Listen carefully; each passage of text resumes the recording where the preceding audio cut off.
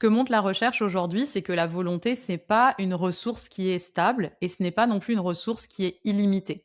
Elle s'épuise au fil de la journée avec toutes les décisions que l'on doit prendre, avec la charge mentale, avec les sollicitations. Et surtout, ce qu'on appelle souvent les personnes disciplinées ne sont pas forcément des personnes qui se forcent plus que les autres. C'est souvent l'inverse.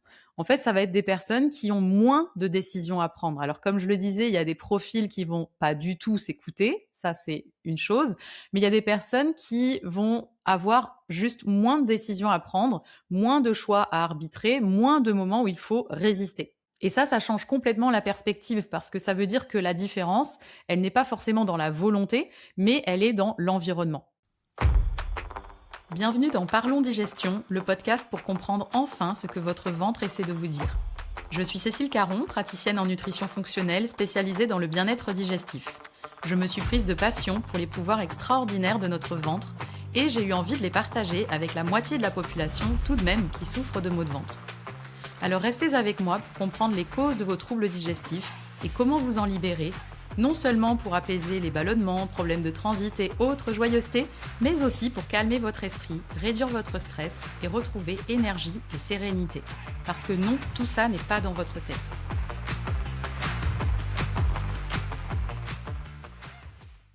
Bonjour à tous, bienvenue dans ce nouvel épisode. Avant de commencer, je veux prendre un moment pour poser quelque chose de simple. Je sais que la plupart d'entre vous ont vraiment envie de bien faire, de prendre soin de leur santé, de leur énergie, de leur corps. Mais aujourd'hui, ce qu'on retrouve partout, notamment sur Internet, ce sont surtout beaucoup d'injonctions.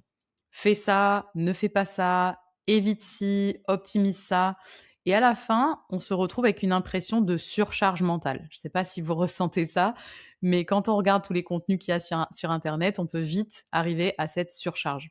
Comme si prendre soin de soi était devenu une liste de règles infinies, presque un deuxième travail à temps plein. Et je comprends ça, vraiment. Je comprends la fatigue que ça crée, je comprends la confusion aussi, parce qu'on a envie de bien faire, mais plus on cherche, plus ça devient complexe. Et je comprends aussi quelque chose de plus subtil, ce sentiment de frustration, de se dire: «J'ai essayé, j'ai fait des efforts, mais je n'arrive pas à tenir dans la durée». Ça, c'est hyper frustrant et c'est quelque chose qu'on me rapporte, souvent en accompagnement, en consultation. Dans le précédent épisode, le numéro 26 de Parlons Digestion, j'ai parlé d'une idée assez simple. Le fait que la santé, c'est finalement pas une checklist. Et quand on regarde les personnes qui vivent le plus longtemps et en meilleure santé, notamment dans les fameuses zones bleues, les blue zones, on se rend compte qu'elles ne suivent pas des protocoles rigides. Elles vivent surtout dans des environnements qui soutiennent naturellement leur santé. Et peut-être que certains d'entre vous se sont dit en écoutant l'épisode: «Ok, mais concrètement, si on ne met pas de règles, on fait quoi?» Et c'est exactement là qu'on va aujourd'hui. C'est pour ça que je voulais faire cet épisode qui fait suite au dernier épisode sur les zones bleues. Mais avant d'aller plus loin, je veux être très claire sur mon intention, parce que je navigue un peu dans des eaux troubles. Cet épisode, il peut sembler un peu paradoxal, parce que d'un côté, je vous dis que les règles rigides sont souvent contre-productives, et de l'autre, je vais vous partager des choses concrètes qu'on peut mettre en place. Donc, je veux préciser quelque chose avant de commencer, c'est que ce que je vous propose aujourd'hui, ce n'est pas une recette miracle. Jamais d'ailleurs. Ce n'est vraiment pas mon intention de vous proposer des recettes miracles. Je ne pense pas que ça existe. Ce n'est pas une liste de règles à appliquer parfaitement. Et ce n'est pas une promesse du type faites ça et tout ira bien. La réalité, vous le savez, c'est bien plus nuancé que ça. Mais ce que je veux vous proposer aujourd'hui avec cet épisode, c'est une autre façon de regarder les choses. Une manière de créer un environnement qui rend les bons choix plus simples et les choix difficiles moins fréquents. Parce que finalement, ce qu'on appelle souvent la volonté, c'est pas toujours un problème de discipline. C'est souvent un problème de friction. Et même les personnes qui sont très disciplinées ne le sont pas forcément plus que les autres. Alors certaines, effectivement, ne s'écoutent pas du tout et posent un cadre très, très, très rigide, mais celles qui semblent assez disciplinées et qui arrivent à tenir dans la durée ont parfois simplement moins de décisions à prendre dans leur journée, moins de micro-choix, moins de résistance mentale. Leur environnement, finalement, travaille pour elles. Et si je vous parle de tout ça aujourd'hui, c'est parce que je crois qu'on est nombreux à vivre l'inverse. On essaye de faire les bons choix dans des environnements qui nous demandent constamment de lutter contre eux. Alors dans cet épisode, j'aimerais, et je vais me risquer à le faire, j'aimerais vous proposer autre chose. Pas plus de règles, pas plus de contraintes, mais des principes simples pour recréer un environnement qui soit plus cohérent avec notre biologie, notre énergie et notre réalité moderne. Des choses qui soient concrètes, accessibles, imparfaites aussi, mais qui sont soutenables. Et peut-être qu'au fond, la vraie question, c'est pas qu'est-ce que je dois ajouter, mais plutôt qu'est-ce que je peux ajuster autour de moi pour que le bon choix devienne le plus simple. Et on va voir ça ensemble tout de suite. Et je vous propose de commencer par déconstruire une idée qui est très ancrée, celle qui dit que si on n'y arrive pas, c'est qu'on manque de volonté. Si je mange mal, c'est que je ne suis pas assez disciplinée. Si je ne bouge pas assez, c'est que je ne suis pas assez motivée. Si je suis fatiguée, c'est que je ne fais pas assez d'efforts. Bref. Et en réalité, cette lecture-là, elle est très rassurante parce qu'elle donne une impression de contrôle, comme si on pouvait absolument contrôler tous ces facteurs-là. Mais elle est aussi très souvent complètement fausse. Ce que montre la recherche aujourd'hui, c'est que la volonté, c'est pas une ressource qui est stable et ce n'est pas non plus une ressource qui est illimitée. Elle s'épuise au fil de la journée avec toutes les décisions que l'on doit prendre, avec la charge mentale, avec les sollicitations. Et surtout, ce qu'on appelle souvent les personnes disciplinées ne sont pas forcément des personnes qui se forcent plus que les autres. C'est souvent l'inverse. En fait, ça va être des personnes qui ont moins de décisions à prendre. Alors, comme je le disais, il y a des profils qui vont pas du tout s'écouter, ça c'est une chose, mais il y a des personnes qui vont avoir juste moins de décisions à prendre, moins de choix à arbitrer, moins de moments où il faut résister. Et ça change complètement la perspective parce que ça veut dire que la différence, elle n'est pas forcément dans la volonté, mais elle est dans l'environnement. Et sur ce point-là, il y a une notion qui est assez intéressante et qui vient de l'économie comportementale, c'est le concept de nudge en anglais. Peut-être vous l'avez déjà entendu. Un nudge, c'est quoi? C'est une petite modification de l'environnement qui influence nos comportements sans nous contraindre, sans interdire, sans forcer. Et quand on regarde les zones bleues, ces régions du monde où les gens vivent plus longtemps et en meilleure santé, dont je parlais dans le précédent épisode, on retrouve exactement ça. Dans les zones bleues, ce ne sont pas des populations qui vont faire plus d'efforts, mais c'est des environnements où les bons choix sont les choix les plus simples, les choix par défaut. Pour vous donner un exemple qui me vient en tête très concret, l'un de mes formateurs aux États-Unis s'habille exactement de la même façon tous les jours. Il n'est pas le seul à le faire. D'ailleurs, Steve Jobs faisait exactement la même chose. C'est pas par manque de créativité ou une forme de négligence. C'est vraiment une stratégie parce qu'ils ont compris quelque chose de très simple. C'est que chaque décision inutile coûte de l'énergie mentale. Même les petites décisions. Qu'est-ce que je porte aujourd'hui? Qu'est-ce que je vais manger? Quand est-ce que je fais ça? Et cumuler ces micro-décisions-là finissent par créer une vraie fatigue mentale qu'on ressent vraiment souvent dans notre société aujourd'hui. Donc en supprimant une partie de ces décisions, finalement en s'habillant tout le temps de la même manière, ils gardent de la capacité mentale pour des décisions qui sont plus importantes. Et ça nous amène à une idée essentielle, c'est pas forcément la volonté qui fait la différence, c'est le nombre de frictions dans une journée. Et plus il va y avoir de frictions, plus il faut se battre contre soi-même. Alors que plus il y a de fluidité, plus les choses deviennent naturelles, presque automatiques. Et si on ramène ça à la santé, bah, ça change tout. Parce que le problème n'est peut-être pas que vous manquez de discipline. Le problème, c'est que peut-être votre environnement vous oblige à utiliser votre discipline en permanence. Et à partir de là, on peut commencer à regarder les choses autrement. Parce que si ce n'est pas un problème de volonté, alors c'est quoi exactement le problème? Et c'est là qu'à mon sens, il faut parler de quelque chose de beaucoup plus large, notre environnement moderne, entre guillemets, lui-même. Et en fait, quand on regarde notre société aujourd'hui, on comprend vite pourquoi c'est aussi difficile. Franchement, j'ai parfois cette impression qu'on vit dans un monde qui, en surface, a été conçu pour nous faciliter la vie. On a des machines pour faire à notre place, on a des livraisons en quelques minutes, on a des outils qui optimisent tout, des applications pour tout gérer, on a la voiture, les modes de transport pour nous déplacer, pour nous économiser. Donc sur le papier, ça paraît incroyable et on arrive dans une société où tout est plus confortable, on fait moins d'efforts.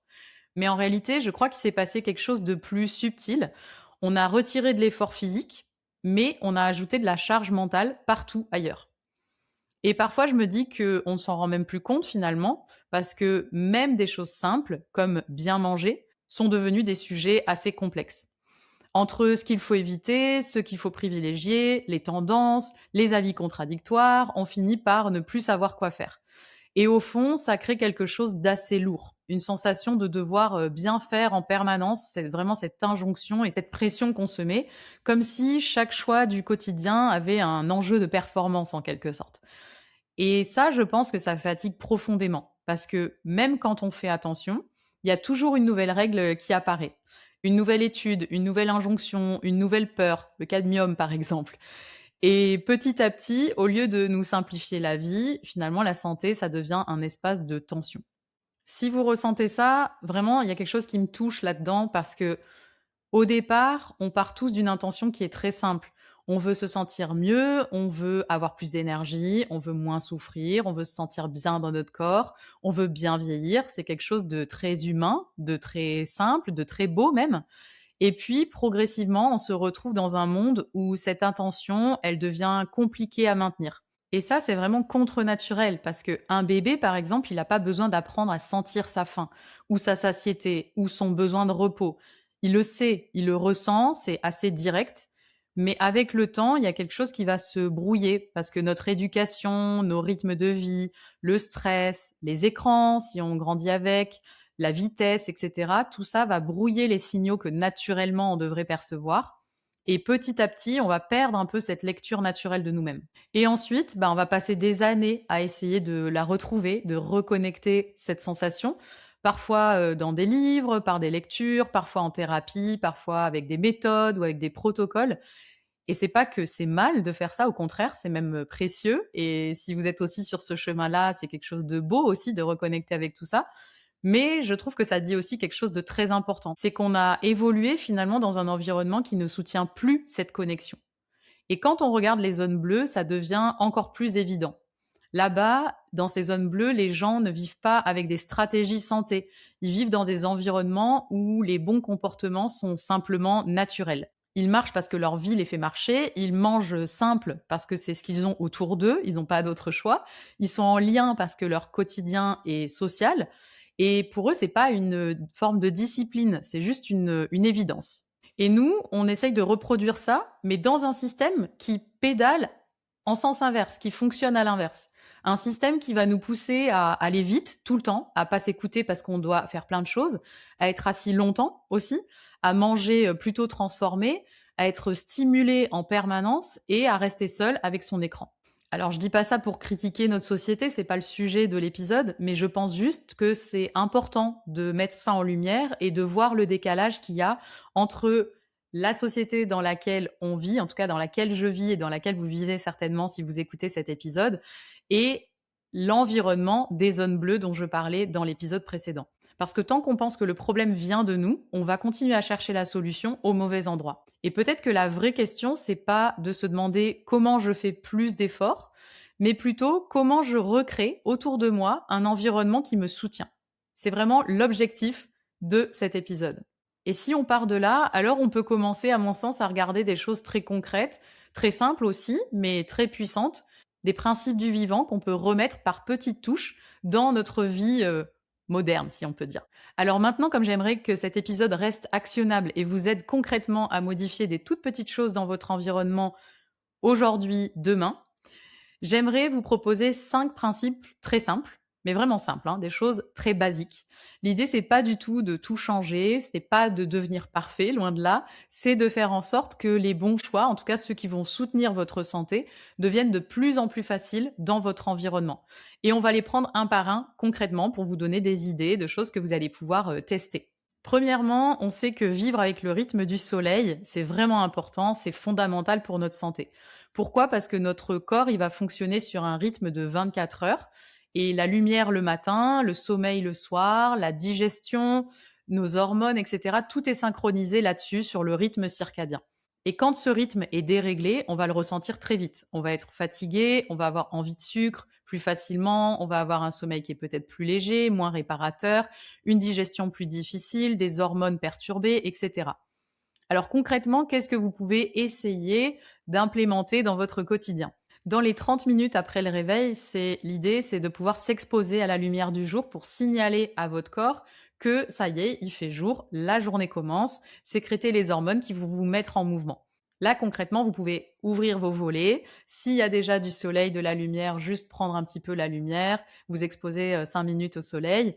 Vous pouvez sortir aussi peut-être sur un balcon, une terrasse ou dans un parc à côté de chez vous ou juste ouvrir la fenêtre avec une boisson chaude par exemple. Vous pouvez descendre, faire une petite marche, faire une course ou sortir votre chien ou bien juste marcher dehors un petit peu. L'idée, encore une fois, c'est juste de signaler à votre corps qu'il fait jour, la journée commence. Autre chose de très simple aussi, c'est de ne pas garder votre téléphone comme réveil dans la chambre. Ça change tout quand on achète un vrai réveil à l'ancienne et qu'on laisse le téléphone en dehors de la chambre, dans une autre pièce du logement. Et même, j'irai plus loin, on peut même mettre le téléphone dans un tiroir d'une autre pièce de la maison. Comme ça, quand on se couche le soir et quand on se réveille le matin, il n'est pas à portée de main, visuellement parlant, et on va moins être tenté de regarder notre téléphone tout de suite au réveil. Parce que ça aussi, ça perturbe nos hormones. Au lieu de nous réveiller tranquillement avec nos hormones qui commencent à augmenter, en fait, on va tout de suite être bombardé par des infos, par des mails, par des messages, etc. Et on a cette lumière bleue tout de suite. C'est pas du tout idéal. Et ça va influencer énormément le sommeil, le réveil, nos hormones, etc. Ça, c'était pour se reconnecter à la lumière du jour. Deuxième chose, c'est au niveau de l'alimentation. Évidemment, vous vous en doutez, ça joue un grand rôle. Mais pour essayer de manger des aliments qui soient vrais, simples, reconnaissables, bruts. Là, le problème aujourd'hui, c'est que le choix par défaut, c'est souvent les aliments ultra transformés. Donc, je pense que ce qui peut aider au début, c'est vraiment de simplifier l'environnement. Concrètement, c'est d'avoir des bases simples chez soi, des aliments qui soient bruts, reconnaissables, des œufs, des légumes, des fruits, du riz, des légumineuses, du poisson, des yaourts nature, pas des yaourts ultra transformés avec des goûts chimiques de chewing-gum, je ne sais quoi, vraiment pas. Un yaourt nature, basique. Et puis, deuxième chose, si possible, c'est d'aller vers un producteur local, un maraîcher, un marché, un producteur près de chez soi, parce que ça va nous inciter à manger des vrais produits qui proviennent vraiment de la nature, pas d'un laboratoire. Et en plus, le fait de savoir d'où vient ce qu'on mange, ça change aussi notre relation à l'alimentation. Je trouve que ça apporte une dimension humaine en plus et ça nourrit aussi le pilier relation sociale dont on va parler après. Et ça recrée un lien d'une certaine manière. Troisième chose, c'est rejoindre une AMAP. AMAP, c'est une structure de producteurs locaux ou un panier local en quelque sorte, si c'est possible, parce que ça va nous permettre d'avoir des produits bruts qui sont locaux. Souvent, c'est des agriculteurs qui vont utiliser moins de pesticides, d'engrais, etc. Et puis, ça enlève aussi une décision mentale, puisqu'on reçoit notre panier, on ne choisit pas vraiment ce qu'il y a dedans. Alors, ça a ses avantages et ses inconvénients, mais ça nous permet aussi de varier, de découvrir de nouveaux légumes, de nouveaux fruits. Aussi, très concrètement, ce qui peut aider à manger plus brut, des aliments vrais, c'est aussi d'avoir 2 ou 3 repas de secours à la maison, ou bien de savoir exactement comment composer un repas qui soit équilibré en 5 minutes, avoir des aliments de secours chez soi. Des repas qui sont ultra simples pour les soirs où on est fatigué, où on n'a pas le temps, où la vie est venue se mêler à tout ça, à notre programme, et on ne sait plus trop quoi manger. Au moins, on a ces plats de secours. Et aussi, l'endroit où on fait ses courses, ça a vraiment son importance. Là, je parlais de petites structures, de marchés, d'AMAP, etc., où finalement, c'est que des produits bruts.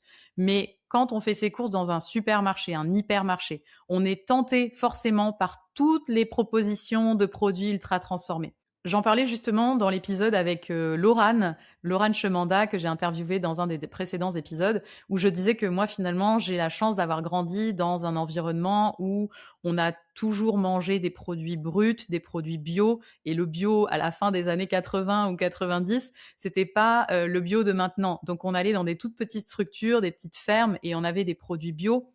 Donc, moi, finalement, les produits ultra transformés, les yaourts aromatisés, les bonbons, les biscuits, toutes ces choses-là, j'ai pas grandi avec, ça ne fait pas partie de mon environnement. Encore une fois, là, ce qu'on essaye de recréer, c'est finalement notre zone bleue, notre environnement qui va soutenir notre santé. Moi, j'ai eu cette chance-là de pas grandir, de pas vivre dans un environnement où ces produits ultra transformés faisaient partie de mon environnement. Donc aujourd'hui, ils ne font même pas partie de mon environnement. Je vais très peu faire mes courses dans des grands supermarchés, donc je ne suis pas tentée. Et quand j'y vais, je ne les vois même pas parce qu'ils font pas partie de mon environnement. C'est vraiment ça qu'on essaye de créer.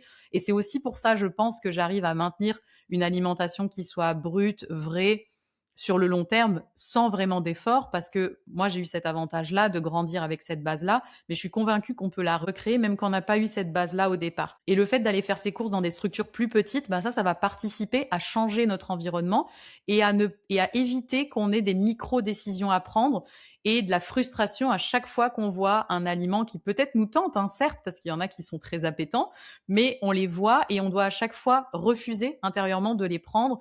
On doit lutter parfois contre nous-mêmes. On doit à chaque fois prendre ces micro-décisions qui vont ronger petit à petit notre capacité de décision pour des choses qu'on pourrait éviter si on n'était pas mis au contact et tenté en permanence par ces produits-là. Troisième pilier, troisième chose qu'on peut aussi modifier petit à petit dans notre environnement pour soutenir notre santé, en tout cas ramener ça dans notre zone bleue personnelle, c'est le fait de bouger, c'est le mouvement.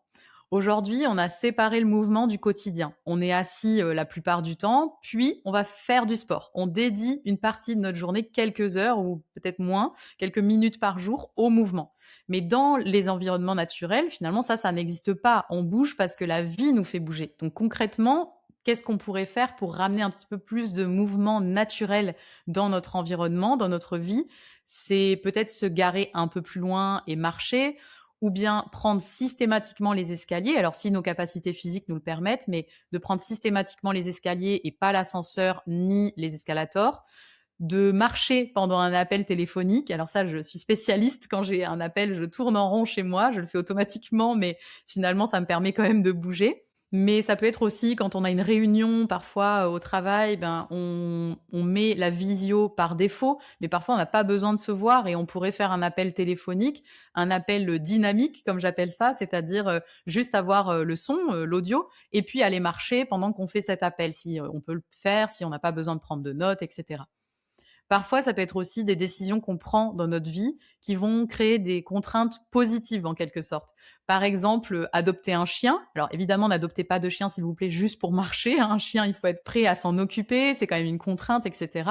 Mais si vous avez envie de le faire, ben moi c'est aussi comme ça que j'ai augmenté mon nombre de pas par jour en adoptant un chien qui a besoin de beaucoup bouger. Donc ça me demande de sortir avec elle, de la promener, etc. Ça peut être de faire plus de trajets à pied, c'est aussi l'endroit où on décide de vivre, ça a un impact sur notre mouvement. Par exemple, quand on décide de vivre en ville, en général, on va marcher un peu plus que quand on habite à la campagne et on est obligé de prendre sa voiture pour les moindres déplacements. Moi, c'est mon cas, j'adore l'environnement dans lequel je vis, c'est au milieu de la nature, c'est très calme, c'est hyper apaisant, mais je peux pas aller vraiment faire mes courses ou tous mes trajets du quotidien à pied, c'est trop loin. Donc je suis obligée de prendre ma voiture et ça, c'est vrai que ça a un vrai impact sur mon mouvement au quotidien. C'est pour ça que là, mon prochain investissement, c'est un bureau assis debout qui va me permettre de marcher en travaillant avec un petit tapis. Je vous en dirai des nouvelles, mais en tout cas, c'est mon moyen aujourd'hui à moi de ramener un petit peu plus de mouvement dans mon quotidien. Quatrième pilier qui est vraiment essentiel pour notre santé et qui fait partie des piliers des zones bleues, c'est le fait d'être en lien avec les autres. Ça, c'est probablement assez sous-estimé. On pense souvent que la santé, c'est l'alimentation et le mouvement uniquement, mais le lien humain, ça va changer vraiment beaucoup de choses. Et concrètement, il y a plusieurs choses qu'on peut faire pour améliorer ce côté lien social et communauté. Premièrement, c'est peut-être nourrir les relations qui comptent vraiment. Déjà, garder du temps pour les relations qui nous font du bien, pas forcément plus de relations en nombre, mais des relations plus présentes, des moments où on est vraiment là, sans distraction, pas sur notre téléphone, pas en train de faire 10 choses en même temps. On est vraiment présent avec l'autre. Deuxième chose, c'est peut-être de s'entourer de personnes qui vont nous tirer dans la même direction. En tout cas, des personnes avec qui on a les mêmes objectifs, en l'occurrence santé. Pour ça, on peut identifier les personnes dans notre entourage qui vont nous amener plus facilement vers cet objectif. Des personnes qui, elles aussi, ont envie de mieux bouger, de mieux manger, de prendre soin d'elles.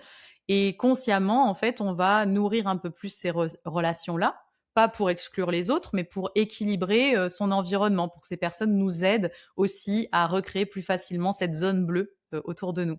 Et troisièmement, à l'inverse, il y a aussi des relations où quand on se voit, le contexte tourne toujours autour des mêmes choses. C'est peut-être des personnes dans votre entourage avec lesquelles vous allez toujours dans les mêmes restaurants, toujours le même type de restaurant, toujours les mêmes habitudes, toujours les mêmes choix alimentaires. Alors je veux être claire ici, ça ne veut pas dire qu'il faut couper ces personnes de sa vie, c'est pas ça, mais peut-être d'adapter un peu le contexte. Par exemple, ces personnes-là dans notre environnement, celles qui refusent de manger autre chose que des fast-foods, de la pizza ou des burgers, c'est peut-être de proposer autre chose, une autre activité avec ces personnes-là. Ça détourne un peu le problème et ça évite cette friction où on va devoir choisir un restaurant, où tout le monde ne va pas être satisfait, on va prendre un choix par défaut alors qu'on n'avait pas du tout envie de manger ça, on sait que ça nous convient pas, etc. Ou on peut aussi, par exemple, remplacer parfois le café assis qu'on prend avec un ami, une amie, par une marche, proposer une activité dehors, par exemple. Comme ça, on allie le côté social et le mouvement. Et aussi, si on peut, si on a le temps, on peut inviter nos amis plutôt à la maison, plutôt que de sortir dans des endroits où on sait qu'on va être encore face à ces choix par défaut, ces choix qui ne soutiennent pas toujours ce qu'on veut construire. Donc l'idée centrale, si je devais résumer tout ça, c'est pas de choisir les bonnes personnes et d'écarter les autres, c'est plutôt de créer des environnements sociaux qui nous soutiennent davantage. Sans jugement, sans rejet non plus, sans extrême, hein, on est toujours dans une flexibilité, mais c'est juste avec un peu plus de conscience. Parce que au fond, nos comportements, ils sont pas seulement individuels, ils sont aussi relationnels et ils dépendent aussi de notre environnement, de nos amis, de nos proches. Et après ce pilier relationnel, j'avais envie de parler du dernier pilier, du fait de revenir à soi, aux sensations, aussi à la nature. Et c'est souvent celui qu'on perd assez facilement. Alors concrètement, on peut juste essayer de manger sans écran au moins une fois par jour, juste une fois, et observer ce que ça change. Mais aussi, on peut sortir de temps en temps, faire des pauses, 10 minutes par jour, sans objectif, sans téléphone si possible, juste être dehors, ce qu'on fait finalement assez rarement, je pense, sans but précis. Et d'ailleurs, je voulais ajouter quelque chose par rapport aux notifications du téléphone, parce que en réalité, chaque notification, c'est un peu une micro-interruption de notre système nerveux, une micro-déconnexion de soi, une micro-perte de présence en quelque sorte. Et à la longue, ça va créer une dispersion mentale constante. Donc concrètement, couper les notifications de notre téléphone, c'est vraiment un cadeau qu'on se fait. Moi, je l'ai fait il y a quelques années sur la suggestion d'une amie et franchement, je ne reviendrai jamais en arrière. Et j'ai zéro notification, sauf quand on m'appelle pour un appel vocal, c'est tout. Sinon, aucun message ne fait du bruit, rien. Et finalement, je vais quand même souvent sur mon téléphone, donc je ne rate rien. Et ça permet vraiment de ramener plus de calme, plus de focus, parce que finalement, chaque notification en moins, c'est un peu une décision en moins à gérer. En tout cas, on n'est pas coupé, on le fait au moment où on pense que c'est le mieux pour nous. Et ça nous permet donc d'avoir plus de présence, un peu plus de calme, un peu plus de retour à soi aussi. Et puis pour ce côté reconnexion, on peut aussi, se poser, régulièrement la question dans la journée: «Là, maintenant, comment je me sens? Qu'est-ce que je ressens? Est-ce que j'ai faim? Est-ce que je suis fatiguée? Est-ce que je suis juste, stimulée, hyper stimulée? Est-ce que j'ai besoin d'une pause?» Pas pour contrôler évidemment, mais pour revenir à soi, à ses sensations. Alors si je devais résumer tout ça, ça serait très simple. Finalement, on cherche pas à faire plus, on cherche à rendre la vie plus simple au contraire. Parce que la santé, c'est pas une question de perfection, vous l'aurez compris, c'est une question d'environnement. Et plus l'environnement va nous soutenir, moins on va avoir besoin de se forcer. Et peut-être que le vrai changement, c'est pas de devenir quelqu'un d'autre évidemment, mais c'est de réduire un petit peu ce qui nous éloigne de nous-mêmes au quotidien. Et si on prend tout ça ensemble, en fait, on réalise que la plupart du temps, c'est pas nous le problème. C'est pas un manque de motivation, c'est pas un manque de discipline, c'est pas un manque de volonté non plus. C'est juste qu'on essaie de bien faire, mais dans un environnement qui ne nous aide pas forcément. Et ça, c'est une nuance énorme parce que c'est assez déculpabilisant de s'en rendre compte parce que ça veut dire aussi que, bah, on n'a pas besoin de se battre davantage. En fait, on a besoin de simplifier les choses, de réorganiser, de rendre certaines choses plus évidentes parce que la santé, à mon sens, c'est pas une série de décisions parfaites. C'est un système, un ensemble de petites choses autour de nous qui peuvent, soit nous épuiser, soit nous soutenir. Et quand on commence à voir ça, il y a quelque chose qui change profondément. Je trouve que ça apaise quelque chose. On a les épaules qui relâchent un peu cette pression. On passe d'une logique de contrôle à une logique d'environnement. Et dans cette logique-là, la question n'est plus de savoir est-ce que j'ai assez de volonté, mais plutôt qu'est-ce que je peux ajuster autour de moi pour que ce soit un peu plus simple demain. Et souvent, c'est pas des grands changements qui vont faire la différence et qui vont fonctionner. C'est une lumière le matin, un téléphone un peu plus loin, une marche au lieu d'un café, un repas, un peu plus simple, une notification en moins, une relation qu'on nourrit différemment. Bref, c'est petit à petit, sans même s'en rendre compte, que notre corps va respirer et vivre autrement et notre esprit aussi. Alors à mon sens, je pense que c'est ça vraiment le vrai objectif, pas de devenir quelqu'un de parfait, mais de redevenir quelqu'un de disponible pour soi et de vraiment modeler notre environnement, choisir notre environnement pour soutenir notre vraie santé. Alors si je devais vous laisser avec une seule idée, ce serait celle-ci. Vous n'avez pas besoin de plus de volonté, mais vous avez besoin d'un environnement qui vous rend les choses plus faciles. Voilà, j'espère que cet épisode vous aura plu, vous aura aidé. N'hésitez pas à me le dire dans les commentaires. Je vous dis à très bientôt pour un prochain épisode et en attendant, prenez bien soin de vous.